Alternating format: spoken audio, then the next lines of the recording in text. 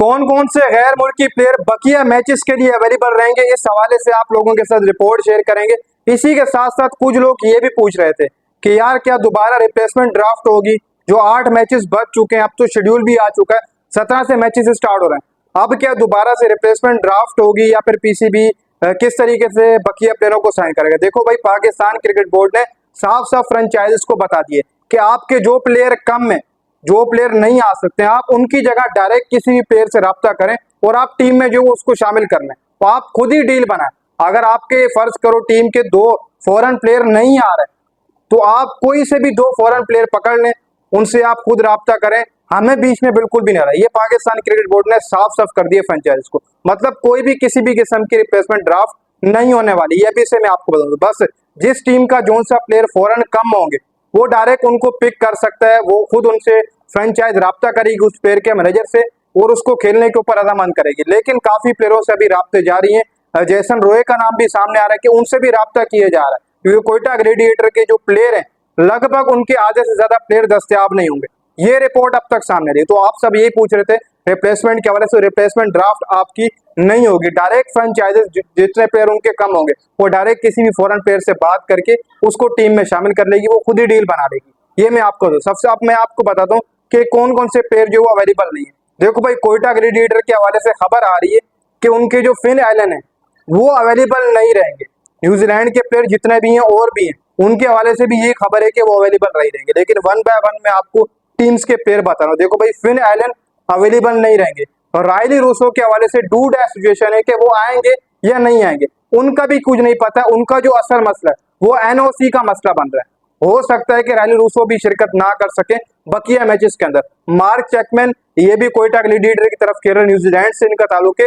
Mark Chapman middle order batsman है और वो भी हो सकता है, हो नहीं सकता बल्कि रिपोर्ट आ चुकी है कि मार्क चैपमैन भी कोयटा ग्लेडिएटर को बकिया मैचेस में दस्तयाब नहीं होंगे। इसी के साथ साथ काइल जेमिसन ये भी न्यूजीलैंड से ताल्लुक रखते हैं, ये भी कोयटा ग्लेडिएटर को दस्तयाब नहीं होंगे। कोयटा ग्लेडिएटर को बड़े झटके लगे इस वक्त। अगर कोयटा को देखा जाए टॉप ऑन टेबल चल रही है और कोयटा ग्लेडिएटर इस टूर्नामेंट में फेवरेट जा रही थी, लेकिन जब उनके टॉप प्लेयर नहीं होंगे, जब कॉम्बिनेशन चेंज होगा, तो हो सकता है कि कोयटा ग्लेडिएटर को बहुत बड़े बड़े झटके पड़े और वो टूर्नामेंट से बाहर हो जाए क्वालिफायर राउंड से। लेकिन फिलहाल कोयटा ग्लेडिएटर जिस तरीके से चल रही थी, वो अपने टॉप गैर मुल्की प्लेयरों को साथ लेकर चल रही थी। फिन एलिंग, रूसो हो गया, मार्क चैपमैन, काइल जेमिसन को सबको साथ लेकर चल रही थी और एक अच्छी पोजीशन, स्ट्रॉन्ग पोजीशन पकड़ी हुई है इस वक्त पॉइंट टेबल के अंदर। लेकिन देखो अब कोयटा क्या करती है, किन प्लेयरों को लेकर आती है रिप्लेसमेंट के तौर पर, किन किन से राब्ता करती है। फिलहाल राब्ते जारी हैं। इसी के साथ साथ आपकी जो कराची किंग है, कराची किंग के हवाले से खबर आ रही है कि टिम सैफर्ड, केन विलियमसन,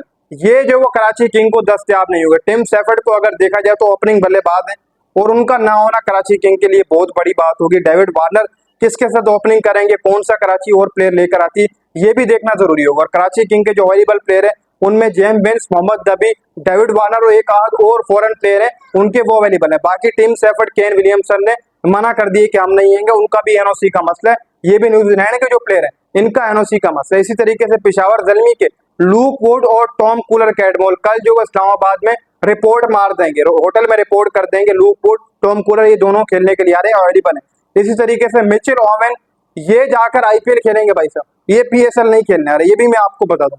मतलब मिचेल ओवेन जो ओपनिंग बल्लेबाज हैं वो पेशावर दलमी के नहीं होंगे। ये बहुत बड़ा झटका है पेशावर दलमी को, क्योंकि साइम अयूब फिलहाल अच्छी फॉर्म में नहीं है, तो मिच ओवेन जब नहीं होंगे तो थोड़ी बहुत मुश्किलात होंगी।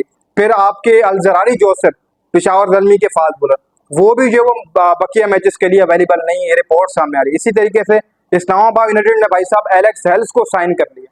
ये एलेक्स हेल्स वही एलेक्स हेल्स है जिसने आज तक कभी कोई पीएसएल का मैच खेलने से इनकार नहीं किया। देखो एलेक्स हेल्स जब भी पीएसएल शुरुआती अगर आप सीजन देख लें, एलेक्स हेल्स शुरुआत का वो प्लेयर है जो पाकिस्तान आना स्टार्ट हुआ था डेरेंट समी के बाद पर, ये वो प्लेयर है। तो अभी भी एलेक्स हेल्स ने मना नहीं किया। एलेक्स हेल्स को जैसे ही बोला गया इस्लामाबाद यूनाइटेड की तरफ से, तो एलेक्स हेल्स ने कहा कि मुझे बहुत प्यार मिला पाकिस्तान की तरफ से और मैं जाकर खेलूंगा। और इस्लामाबाद यूनाइटेड ने एलेक्स हेल्स को साइन कर लिया, ओपनिंग बल्लेबाज आ चुके हैं। और कॉलिंग मुनरो वो चले गए हैं, वो अवेलेबल नहीं है, ये भी बहुत बड़ा झटका पड़ा है इस्लामाबाद यूनाइटेड को। और बकिया अगर इस्लामाबाद यूनाइटेड के प्लेयर देखा जाए तो हो सकता है कि जैसन होल्डर उनको अवेलेबल हो, लेकिन अब तक तो इस्लामाबाद की यही अपडेट आ रही है कि कॉलिंग मुनरो नहीं होंगे, एलेक्स हेल्स होंगे। अब लाहौर कलंदर रह गई है। लाहौर कलंदर के सिकंदर रजा के हवाले से खबर आ रही है कि सिकंदर रजा ने ट्वीट कर दी है और ये साफ बता दिए कि मैं PSL नहीं खेलूंगा, क्योंकि मेरे को जो टॉप के ऊपर मैं रखूंगा वो अपनी नेशनल ड्यूटी रखूंगा, और इंग्लैंड के खिलाफ हमारा तारीखी टेस्ट मैच है, तो मैं वो जाकर खेलूंगा।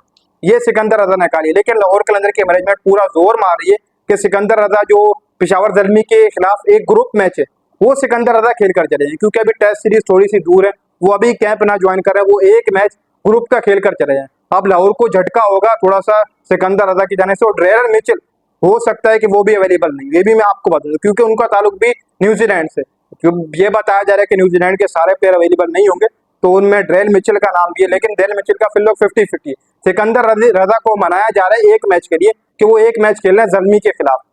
तो देखो अब सिकंदर रजा आएंगे या नहीं, लेकिन अगर आ गए तो सिर्फ एक मैच के लिए आएंगे, वरना जाकर जो वो नहीं आएंगे वो जाकर इंग्लैंड के खिलाफ टेस्ट सीरीज खेलेंगे। अब अगर यहाँ पर देखा जाए तो मुल्तान सुल्तान की हैरानकुन बात यह है कि उनके 2-3 गैर मुल्की प्लेयर अवेलेबल हैं, जो टीम बाहर हो चुकी है, उनके हो या ना हो एक ही बात है, और मुल्तान सुल्तान को बुलाना भी नहीं चाहिए गैर मुल्की प्लेयरों को, तो वो गलत कर रही है अगर वो बुला भी रही, क्योंकि एक मैच रह चुका है, आप बाहर हो चुके टूर्नामेंट से, और मैं मुल्तान सुल्तान में बात भी नहीं करूंगा। इसी के साथ साथ अगर देखा जाए तो कराची है आपकी, कोयटा है, ज़ल्मी है, इनके लिए मामला थोड़े बहुत मुश्किल है, क्योंकि इस्लामाबाद भी अब फंस चुकी है। देखो कराची, ज़ल्मी और इस्लामाबाद, ये और लाहौर, इनमें देखो अब क्या होता है, कौन ऊपर जाता है, कैसे जाता है, ये तो टूर्नामेंट का आगाज ही बताएगा। लेकिन इन टीमों को थोड़े बहुत झटके लगे, इनके गैर मुल्की प्लेयर जब अवेलेबल नहीं होंगे तो कॉम्बिनेशन बदलेगा। बाकी रह गई बात इनकी रिप्लेसमेंट की, मैंने आपको बता दी है कि तमाम टीमें खुद फ्रेंचाइजर किसी भी प्लेयर से रब्ता कर सकती हैं, इनकी रिप्लेसमेंट के तौर पर वो खुद रब्ता करके उनसे डील बनाकर वो PSL के लिए राजामंद कर सकती हैं किसी भी खिलाड़ी को। इनके बरक्स अगर देखा जाए किसी भी खिलाड़ी को, ये साफ साफ जो पाकिस्तान क्रिकेट बोर्ड ने फ्रेंचाइज को बता दिया, और अब फ्रेंचाइजीज भी लग चुके हैं, जो उनके प्लेयर अवेलेबल नहीं है उनकी जगह उन्होंने राब्ते करना शुरू कर दी, और प्लेयरों को राजी कर रहे हैं कि आप आकर खेलें। फिलहाल प्लेयर की जगह 8 मैचेस रह चुके हैं, और मैं समझता हूँ कि 8 मैचेस जो रह गए वो बड़े जबरदस्त और बड़े कमाल के होंगे। ये मैं आपको इंटरेस्टिंग और थ्रिलर मैचेस होंगे।